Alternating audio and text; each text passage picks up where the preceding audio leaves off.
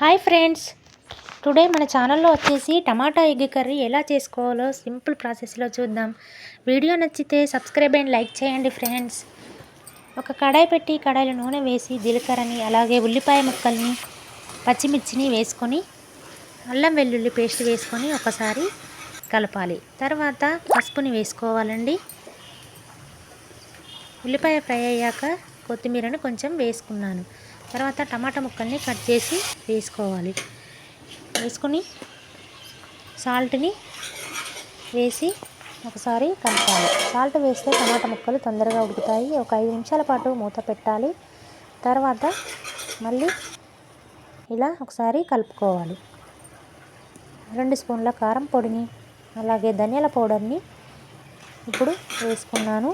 వేసుకొని ఒకసారి కలిపి ఇందులో 3 ఎగ్స్ని వేసుకున్నాను. వేసుకొని ఒక 5 నిమిషాల పాటు ఇలా స్టవ్ సిమ్లోనే పెట్టి ఫ్రై కానివ్వాలి కర్రీని. అలా అయితేనే ఎగ్స్ అనేవి విడివిడిగా వస్తాయండి. టమాటా ఎగ్ కర్రీ చాలా టేస్టీగా ఉంటుందండి. లాస్ట్లో కొత్తిమీరని వేసి కలపాలి. అంతే అండి.